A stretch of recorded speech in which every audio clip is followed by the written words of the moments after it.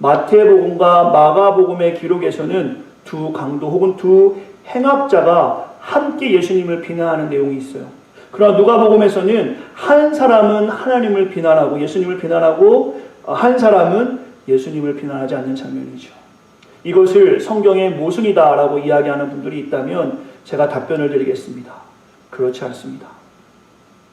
오늘 본문을 시간의 흐름으로 살펴볼 수 있어야 합니다. 조금 더 깊이 오늘 본문의 내용을 나누겠습니다. 예수님은 새벽 6시경 빌라도의 재판장에 도착하신 것입니다. 그리고 그곳에서 빌라도는 예수님을 풀어주려 했지만 살인자 바라바를 풀어주라는 사람들의 외침에 예수님을 풀어주지 못하고 8시쯤 채찍질하며 예수님이 골고다 언덕을 올라가십니다. 그리고 오전 9시 이스라엘 시간으로 3시라고 하는데요. 오전 9시쯤 십자가에 예수님이 못 박히게 되십니다. 그리고 정오 이스라엘 시간으로 제6시 어둠이 온 땅에 덮어 오후 3시 이스라엘 시간으로 제9시까지 계속되고 예수님은 십자가에 못 박히신 지 6시간 만에 숨을 거두십니다. 이 장면을 우리가 주목하고 보아야 되는데 정리하자면 예수님이 처음 십자가에 못 박힌 시간은 오전 9시입니다. 그리고 숨을 거두신 시간은 오후 3시이지요. 6시간의 시차를 기억하고 오늘 본문을 우리는 보아야 합니다. 마태 마가복음에서 예수님을 비난하던 두 강도 혹은 행악자가 시간이 지나서 죽음을 목전에 둔 어느 시점에 오늘 본문의 두 강도준 한 강도, 한 행악자, 오늘 소개하고자 하는 이름도 모르고 성도 모르는 신스틸러 주연처럼 빛난 조연을 통해서 우리가 볼 수 있는 것은 이 사람의 처음과는 다르게 심경의 변화가 일어난 것입니다. 그런 생각하죠. 예수님은 뭔가 다르다. 내가 그동안 죄를 지으며 살았지만 이 순간만큼은 이분을 믿어야겠다. 빌라도와 같이 예수님에게 죄가 없음을 경험하며 신경의 변화를 보여주는 본문이 바로 오늘 본문의 누가복음의 말씀입니다. 이것이 이해되실까 모르겠어요. 이렇게 하면 어떨까? 제가 한번 이해되실 수 있게 좀 예를 드리자면 제가 오늘 아침에 7시에 일어났습니다. 그리고 이렇게 생각하죠. 오늘은 점심에 햄버거 안 먹어야겠다. 햄버거를 많이 좋아하는데요. 다짐합니다. 먹지 말아야지. 근데 11시쯤에 햄버거집을 우연히 지나가는데 너무 맛난 햄버거가 보이는 것입니다. 근데 지나가다 보니까 그 앞에 우리 성도들이 맛있게 먹고 있는 거예요. 11시 50분쯤 되니까 마음이 바뀌는 거예요. 오늘 점심 햄버거 먹어야겠다. 안 되겠다. 이게 모순입니까? 그렇지 않습니다. 그저 마음이 바뀐 것이죠. 신경의 변화가 일어나는 것입니다. 사실 우리의 삶에는 수도 없이 이 신경의 변화들이 있죠. 오늘 본문 주연처럼 빛난 조연으로 주목하는 이 한 강도는 처음에는 다른 강도와 같이 예수님을 비방한 것이 맞습니다. 욕을 한 것이죠. 그러나 시간이 지나면서 예수님의 모습을 보고 그의 심경이 변화된 것입니다.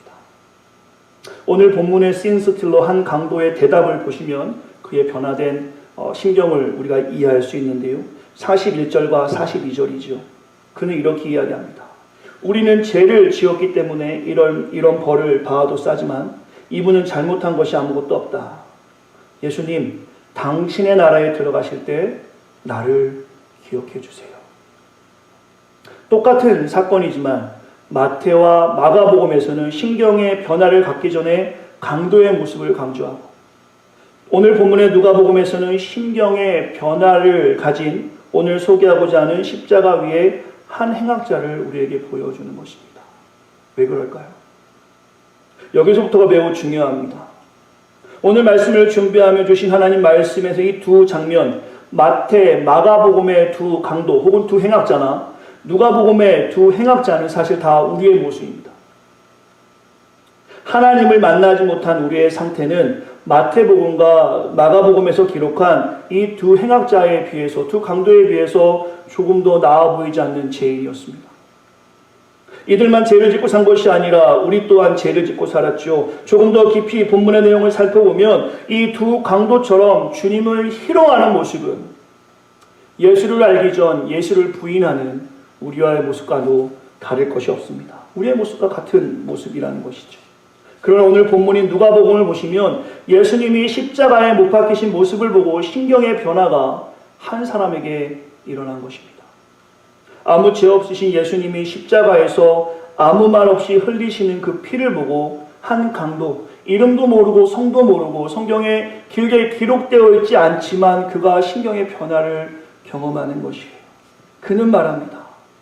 예수님, 당신의 나라에 들어가실 때 저를 기억해 주세요. 저는 이 한마디가 오늘 저와 여러분의 마음에 꽂힐 수 있는 말씀이 되기를 간절히 기도합니다. 하나님을 모르는 사람들은 여전히 하나님을 몰라 비방합니다. 십자가 위의 한 강도는 그러나 하나님을 보게 되는 것이지요. 우리 때문에 죄 없이 죽으시는 주님의 사랑을 그는 보는 것입니다. 주님은 이 변화된 강도 행악자에게 이렇게 말씀하십니다. 내가 분명히 말하지만 오늘 너가 나와 함께 낙원에 있게 될 것이다. 이것이 오늘 신스틸러, 이 십자가 위의 한 행악자를 통해서 보고 싶은 하나님의 은혜입니다. 지금 이 행악자, 십자가 위의 한 행악자가 한 것이 무엇입니까? 한번 잘 생각해 보시겠어요? 그가 무슨 선한 일을 했습니까? 그가 무슨 지금 전도라도 열심히 하면서 목숨을 걸고 살았습니까? 그는 그저 죽을 때까지 죄를 지어 극형에 처해지는 죄인이었습니다. 그가 한 일은 아무것도 없어. 아무 선한 일도 성경에 기록되어 있지 않습니다. 그저 그가 한 일은 같이 처형당하는 강도와 함께 예수님을 동일하게 비방하다가 예수님의 겸손한 모습, 예수님의 낮아지는 모습, 예수님의 용서하는 모습을 보면서 그는 심경의 변화를 경험하는 것이에요. 그리고 예수님이 하나님인 것을 알아보고 그는 예수님라고 고백한 것밖에 없습니다. 그는 신실한 고백으로 그저 주님과 함께 낙원에 가는 은혜를 요청하고 하나님은 그에게 그런 은혜를 부어주십니다.